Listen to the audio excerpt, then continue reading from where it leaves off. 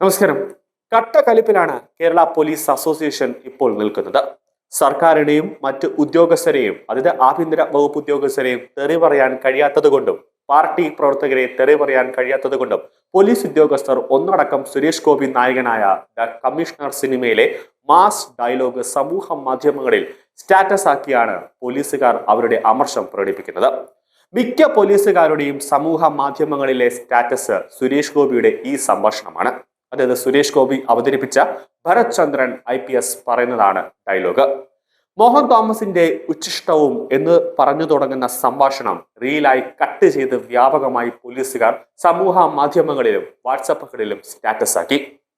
കാക്കിയിട്ടവന് നേരെ കൈ ഓങ്ങിയാൽ തനിക്ക് നോവില്ല, കൂട്ടത്തിൽ ഒരുത്തൻ ചങ്കുപൊട്ടി ചോര ഒലിപ്പിച്ചു നിന്നാലും തനിക്ക് നോവില്ല എന്ന് മേലുദ്യോഗസ്ഥനെ ചൂണ്ടി സുരേഷ് ഗോപി പറയുന്ന ഭാഗം മുതൽ ജസ്റ്റ് റിമെമ്പർ ദാറ്റ് എന്ന് പറഞ്ഞ് അവസാനിപ്പിക്കുന്ന ഭാഗം വരെയാണ് കട്ട് ചെയ്ത് പശ്ചാത്തല സംഗീതം നൽകി പ്രചരിപ്പിക്കുന്നത്. തിരുവനന്തപുരം സിറ്റി പോലീസ് കമ്മീഷണർ കാർത്തിക്കിനെ ലക്ഷ്യമിട്ടാണ് ഈ റീല് പ്രചരിപ്പിക്കുന്നത്. കമ്മീഷണർ CPMന് വഴങ്ങി അവരുടെ സമ്മർദ്ദങ്ങൾക്ക് കമ്മീഷണർ വഴങ്ങുന്നുവെന്നാണ് പോലീസ് പറയുന്നത്. പല്ലും നഖവും നഷ്ടപ്പെട്ട അവസ്ഥയിൽ മാത്രമല്ല, തെരുവിലിറങ്ങിയാൽ അടി കിട്ടുന്ന അവസ്ഥയിലേക്ക് വരെ കേരള പോലീസ് മാറിയത് സേനയിൽ സർക്കാർ വിരുദ്ധ വികാരം ശക്തമായിരിക്കുകയാണ്. ഏറ്റവും ഒടുവിൽ നടന്ന സംഭവം തലസ്ഥാനത്താണ്. മുൻ വൈരാഗ്യത്തിന്റെ പേരിൽ സിവിൽ പോലീസ് ഉദ്യോഗസ്ഥനെ പിന്തുടർന്ന് SFI പ്രവർത്തകർ സംഘം ചേർന്ന് മർദ്ദിച്ച സംഭവം സേനയെ ആകെ ഞെട്ടിച്ച സംഭവമാണ്. മർദ്ദിച്ച SFIക്കാർക്കെതിരെ ജാമ്യം ലഭിക്കാവുന്ന നിസാര വകുപ്പ് ചുമത്തി കേസെടുത്തപ്പോൾ മർദ്ദനമേറ്റ പോലീസ് ഉദ്യോഗസ്ഥനും സഹോദരിക്കുമെതിരെ ജാമ്യമില്ലാ വകുപ്പുകൾ ചുമത്തിയാണ് മഞ്ചൂർ പോലീസ് കേസ് രജിസ്റ്റർ ചെയ്തത്. ഈ നടപടി പോലീസ് സേനയിൽ ശക്തമായ പ്രതിഷേധത്തിനാണ് കാരണമായിരിക്കുന്നത്. പൊളിറ്റിക്കൽ സെക്രട്ടറി സമ്മർദ്ദം ചെലുത്തിയാണ് പോലീസുകാരന് എതിരെ കേസെടുപ്പിച്ചത് എന്ന വിവരമാണ് ഇപ്പോൾ പുറത്തേക്ക് വരുന്നത്. ഇതിനെതിരെ IPS ഉദ്യോഗസ്ഥ തലത്തിലും പ്രതിഷേധം കത്തിപ്പടരുകയാണ്. പോലീസുകാരുടെയും ഉദ്യോഗസ്ഥരുടെയും മുൻ ഉദ്യോഗസ്ഥരുടെയും എല്ലാം വിവിധ വാട്സാപ്പ് ഗ്രൂപ്പുകളിൽ പോലീസുകാരനെ മർദ്ദിച്ചതിനും കേസെടുത്തതിനും എതിരെ വ്യാപകമായ പ്രതിഷേധമാണ് ഇപ്പോൾ ഉയരുന്നത്.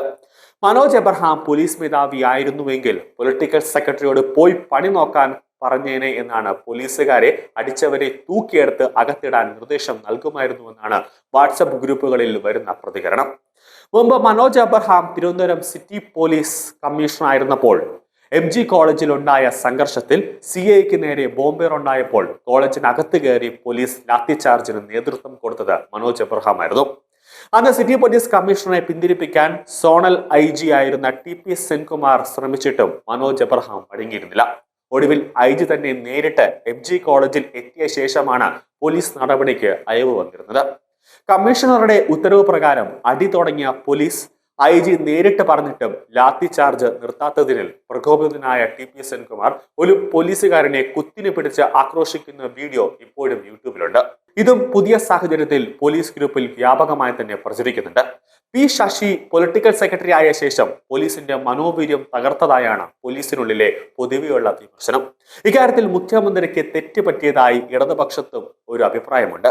മൂന്നാമതൊരിക്കൽ കൂടി പിണറായി സർക്കാർ അധികാരത്തിൽ വരികയാണെങ്കിൽ ഒരിക്കലും P ശശിയെ പൊളിറ്റിക്കൽ സെക്രട്ടറി ആക്കില്ല എന്ന ഒരു നിലപാടിലാണ് പാർട്ടിയും പിണറായിയും ഇപ്പോൾ ഉള്ളത്.